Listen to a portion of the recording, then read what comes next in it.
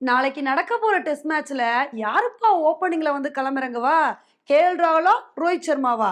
இந்த ஒரு கேள்வி தாங்க நம்ம எல்லார் மனசுலயும் ஓடிக்கிட்டு இருந்துச்சு.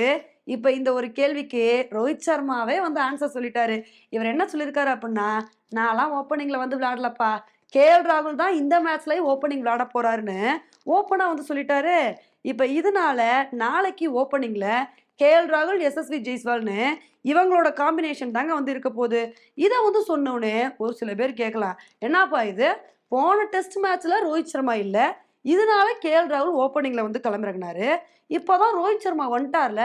அதனால நியாயப்படி ரோஹித் சர்மா, எஸ்எஸ்வி ஜெய்ஸ்வால் இவங்க 2 பேர் தானே ஓப்பனிங்ல வந்து களமிறங்கணும்.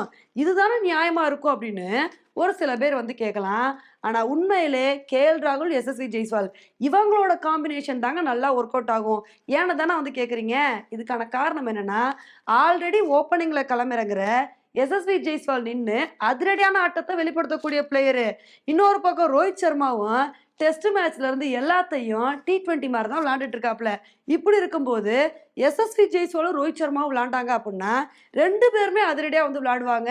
இது வந்து செட் ஆகாது. இதே சமயத்துல கேஎல் ராகுல், எஸ்எஸ்வி ஜெய்ஸ்வால் இவங்க 2 பேரோட பார்ட்னர்ஷிப் வந்து ரொம்ப சூப்பரா வந்திருக்கும். ஏன்னா ஒரு பக்கம் எஸ்எஸ்வி ஜெய்ஸ்வால் நின்னு அதிரடியா விளையாடுவாரு. இன்னொரு பக்கம் கேஎல் ராகுல் ஒரு பொறுப்பான ஆட்டத்த வெளிப்படுத்தணும், விக்கெட்ட காப்பாத்தணும் அப்படின்னு ஒரு நிதானமான ஆட்டத்த வந்து வெளிப்படுத்துவாரு. அதனால இந்த காம்பினேஷன் ரொம்ப சூப்பரா ஒர்க் அவுட் ஆகும். இதனால தான் ரோஹித் சர்மா ஓப்பனிங்ல இந்த மாரி ஒரு முடிவு எடுத்திருக்காருங்க.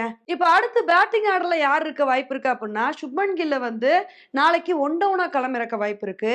அதே மாரி விராட் கோலி அடுத்த பேட்ஸ்மேனாவும், 5வது பேட்ஸ்மேனா ரோஹித் சர்மாவா களமிறக்க வாய்ப்பு இருக்குங்க. அடுத்து வந்து நம்மளோட அதிரடி ஆட்டக்காரரான பண்ட் அவர்கள் களமிறங்க வாய்ப்பு இருக்கு.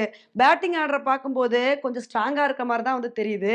பேட்டிங் ஆர்டர் ஸ்ட்ராங்கா இருக்கிற மாரி, பேட்டிங்லயும் நல்ல பெர்ஃபார்மன்ஸ குடுத்துட்டா பரவால்ல.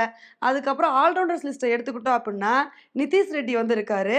அதுக்கப்புறம் வாஷிங்டன் சுந்தர், அஸ்வின் இவங்க 2 பேர்ல யாரையாவது ஒருத்தர வந்து யூஸ் பண்ணலாம். ஆனா அஸ்வின யூஸ் பண்றது நல்லது அப்டின்னு நமக்கு வந்து தோணுதுங்க. ஏன்னா அஸ்வின பொறுத்தவரைக்கும் இதே பிங்க் பால் டெஸ்ட் மேட்ச்ல இதே அடிலைட் கிரவுண்ட்ல 4 விக்கெட்ட எடுத்து வந்து அசத்துனாரு. ஸோ அதே மாரி அஸ்வின நாளைக்கு போட்டாங்க அப்டின்னா, கண்டிப்பா அதே மாரி நல்ல ஒரு பவுலிங் பெர்ஃபார்மன்ஸ குடுக்கக்கூடிய ஆளு. இது மட்டும் இல்லாம அவர் பேட்டிங்லயும் நல்ல பெர்ஃபார்மன்ஸ் வந்து குடுப்பாரு. ஸோ அதனால வாஷிங்டன் சுந்தர கம்பேர் பண்ணும்போது அஸ்வின வந்து போட்டுக்கலாம். எனிவே யார போட்டாலும் பரவால்ல. 2மே தமிழக வீரர்கள் தான். 2 பேருமே நல்ல பெர்ஃபார்மன்ஸ குடுப்பாங்க. யார போடுறாங்க அப்டின்றத பொறுத்து வந்து பார்க்கலாம். இப்ப அதுக்கப்புறம் வந்து ஃபாஸ்ட் பவுலர்ஸ எடுத்துக்கிட்டோம் அப்டின்னா, ஃபாஸ்ட் பவுலர்ஸ்ல வந்து பும்ரா கண்டிப்பா இருப்பாரு. அதுக்கப்புறம் சிராஜும் வந்து இருப்பாருங்க. 3வது பவுலரா ஹர்ஷித் ராணா வந்து போடலாம். அப்படி இல்லன்னா ஆகாஷ் தீப்ப போட்டு கூட வந்து ட்ரை பண்ணலாம். ஆனா ஹர்ஷித் ராணா பொறுத்தவரைக்கும் போன மேட்ச்லயும் நல்ல ஒரு பெர்ஃபார்மன்ஸ் வந்து குடுத்திருக்காரு. அதனால அவர வச்சு அப்படியே கன்டின்யூ பண்ண தான் வந்து வாய்ப்பு இருக்கு.